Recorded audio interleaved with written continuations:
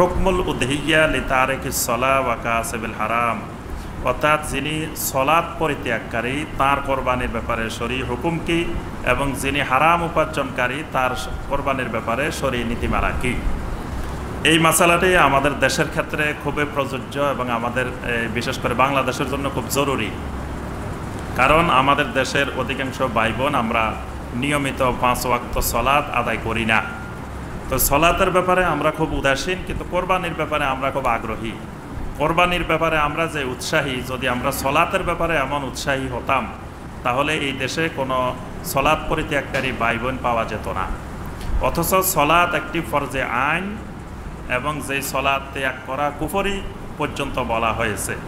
আর কোরবানি একটি সুন্নতে মুআক্কাদা বা ওয়াজিব বিষয়, যেটি তরক করলে কুফরি বা ফাসেকি বা নেফাক কোনোটাই বলা হয় নাই। কিন্তু আমরা এই সুন্নতটি পালন করার জন্য আলহামদুলিল্লাহ অনেক উৎসাহী, কিন্তু সলাৎ আদায় করার ব্যাপারে আমরা ওই রকম উৎসাহী না। তো এখন যেই ভাই বোন আমরা সলাৎ আদায় করি না নিয়মিত, তাদের কোরবানির ব্যাপারে শরঈ হুকুম কি হবে। আবার অনেক ভাই বোন আমরা হারাম উপার্জন করি, কিন্তু কোরবানি যখন আসে তো হারাম উপার্জনের টাকা দিয়ে তো যে কোনো মানের গরু, উট, মহিষ কোরবানি দেওয়া যায়, কারণ টাকা তো অভাব নেই, টাকা তো হারাম উপার্জন। আমি ইচ্ছা করলে 10 লক্ষ টাকা দিয়েও কোরবানি দিলে অসুবিধা কি? টাকা তো আমার না, টাকা তো মানুষ থেকে জুলুমের মাধ্যমে, বিভিন্নভাবে ঘুষের মাধ্যমে আমি অবৈধ উপার্জন করলাম। তাহলে এই অবৈধ উপার্জনকারীর কোরবানির ব্যাপারে শরঈ নীতিমালা কি। প্রথমে আমরা আসি যে তারিকুস সালাহ বা সলাৎ পরিত্যাগকারী, যিনি মাঝে মাঝে সলাৎ আদায় করেন, জুমায় আদায় করেন, ঈদে আদায় করেন, কিন্তু বাকি সময় 5 ওয়াক্ত সলাৎ নিয়মিত আদায় করেন না, তার কোরবানির ব্যাপারে শরঈ নীতিমালা হলো সূরা আল মায়েদার 27 নম্বর আয়াত, যেটি শাইখ মোহাম্মদ বিন সালেহ আল উসাইমিন রাহিমাহুল্লাহ তিনি তার ফতোয়ার কিতাব নূরুন আলা দারব এই কিতাবে তিনি বিস্তারিত আলোচনা করেছেন। তো সূরা আল মায়েদার 27 নম্বর আয়াতে আল্লাহ পাক বলেন, ইন্নামা ইয়াতাকাব্বালুল্লাহু মিনাল মুত্তাকিন, যে আল্লাহ সুবহানাহু ওয়া তাআলা কোরবানি কবুল করেন শুধুমাত্র মুত্তাকিনদের থেকে। এখানে আল্লাহ পাক ইন্নামা ব্যবহার করছেন, অর্থাৎ শুধুমাত্র, একমাত্র কবুল করেন আল্লাহ পাক মুত্তাকিনদের থেকে। তাহলে মুত্তাকিন না হলে আল্লাহ পাক কোরবানি কবুল করেন না। তাহলে যিনি 5 ওয়াক্ত সালাত আদায় করেন না তিনি কি মুত্তাকিন? কারণ আল্লাহ পাক সূরা আল বাকারা শুরুতেই বলছেন হুদাল লিল মুত্তাকিন আল্লাযীনা ইউমিনুনা বিল গায়বি ওয়া ইউকিমুনাস সালাহ ওয়া মিম্মা রাযাকনাহুম ইউনফিকুন। মুত্তাকিন তো শুধু তারাই যারা গায়বের উপরে ঈমান আনে, ওয়া ইউকিমুনাস সালাহ, এবং সালাত কায়েম করে। তাহলে সালাত কায়েম যিনি করেন না তিনি মুত্তাকিনের আওতায় পড়েন না, আর মুত্তাকিনের আওতায় না পড়লে আল্লাহ পাক কোরবানিও কবুল করেন না। তো এখন কথা হলো তার কোরবানি যেহেতু কবুল হবে না, তাহলে তিনি কোরবানি থেকে কি বিরত থাকবেন? না, তিনি কোরবানি থেকে বিরত থাকবেন না। ফাইজা আরাদা তারিকুস সালাহ আন ইউদাহিয়া ফাআলাইহি আন ইয়াতুবা ইলাল্লাহি আওয়ালান মিন তারকিহিস সালাহ। যিনি সালাত পরিত্যাগকারী তিনি যদি কোরবানি করতে ইচ্ছা করেন, 1 নম্বরে তার কর্তব্য হলো আন ইয়াতুবা ইলাল্লাহি, আল্লাহর কাছে খালেসভাবে তওবা করা। এতদিন যে তিনি সালাত নিয়মিত আদায় করেন নাই, এই ব্যাপারে তিনি প্রথমে তওবা করে নেবেন। তওবা করে নিয়মিত সালাত কায়েম করা শুরু করবেন, তারপরে তিনি কোরবানি করবেন। তাহলে আশা করা যায় আল্লাহ পাক তার কোরবানি কবুল করতে পারেন। ফা ইল্লাম ইয়াফআল ওয়া আসাররা আলা মা হুয়া আলাই, তিনি যদি বলেন যে না আমি তওবা করতে পারবো না, আমি তওবা করব না, আমি বেনামাজি থাকবো, বেনামাজিও থাকবো, কোরবানিও করব। তো উসাইমিন রাহিমাহুল্লাহ ফতোয়ার মধ্যে লিখেছেন ফা ইন্নাহু লা ইউসাবু আলা তিলকাল উদহিয়া, এই উদহিয়ার কোনো সওয়াবই তিনি পাবেন না। ওয়ালা তাকাব্বালা মিনহু, এবং তার থেকে এই কোরবানি আল্লাহ পাক কবুলও করবেন না।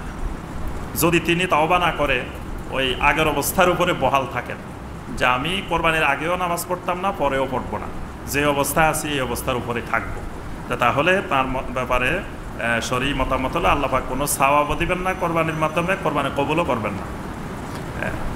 তবে তিনি কোরবানি করার আগে যদি তওবা করে নেন তাহলে আল্লাহ সুবহানাহু ওয়া তাআলা আশা করা যায় তার কোরবানি কবুল করবেন।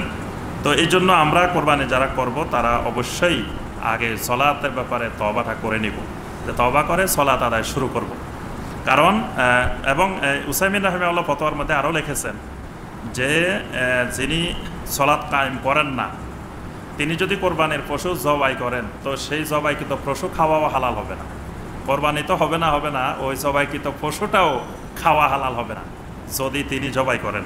কারণ সলাৎ পরিত্যাগকারীর ব্যাপারে তিনি কঠোর ফতোয়া দিয়েছেন। তিনি বলেছেন যে এটা কুফরি, সুতরাং কুফরি যারা করে তার কোরবানি জবাই বৈধ নয়। এই ব্যাপারে আরও অসংখ্য মাসআলা তিনি আলোচনা করেছেন।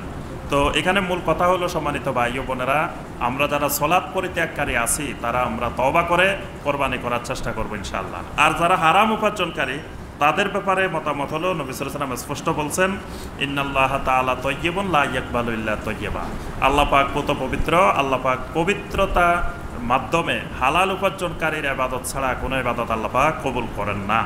তাহলে যে ব্যক্তি হারাম উপার্জন করে তার হারাম উপার্জন দ্বারা যদি কোনো কোরবানি করেন সেটা আল্লাহ পাক কবুল করবেন না।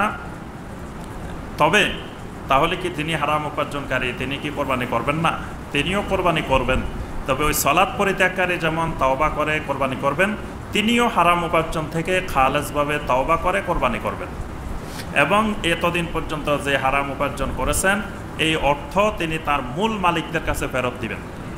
অর্থাৎ তিনি যদি সুদ খান, যাদের থেকে সুদ খেয়েছেন সুদগুলো ফেরত দিবেন। যদি ঘুষ খান, ওই ঘুষ যাদের থেকে নিয়েছেন তাদেরকে ফেরত দিবেন। কারো থেকে সম্পদ আত্মসাৎ করেন, তাদেরকে সম্পদটা ফেরত দিবেন। যদি তাদেরকে না পাওয়া যায় তাহলে তাদের নামে আল্লাহর রাস্তায় তিনি ওই সম্পদ সদাকা করে দিবেন। এইভাবে খালেসভাবে তওবা করে এরপরে তিনি কোরবানি করবেন। তো এইভাবে যদি তওবার পরে কোরবানি করেন আল্লাহ পাক হয়তো আশা করা যায় যে আল্লাহ পাক তার কোরবানিও কবুল করবেন।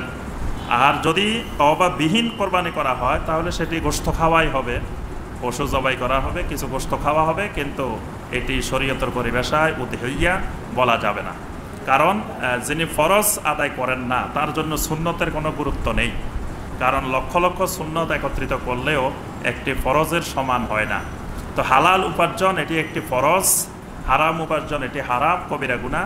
5 ওয়াক্ত সলাত নিয়মিত আদায় করা এটি ফরজে আইন, সলাত পরিত্যাগ করা এটি বড় ধরনের গুনাহের কাজ। তো সুতরাং এই ফরজ আদায় না করে যদি সুন্নত আদায় করা হয় তাহলে সেই সুন্নতের গুরুত্ব থাকে না। এই জন্য সম্মানিত ভাই ও বোনেরা, আমরা যারা নিয়মিত সলাত আদায় করি নাই বা আমরা না বুঝে শয়তানের ধোঁকায় পড়ে আমরা হারাম উপার্জন করে ফেলেছি, খালেসভাবে আমরা আল্লাহ পাকের নিকট তওবা করি এবং তওবা করে আমরা এই কোরবানির সুন্নাহটি পালন করি। আল্লাহ পাক আমাদের সবাইকে তৌফিক দিন।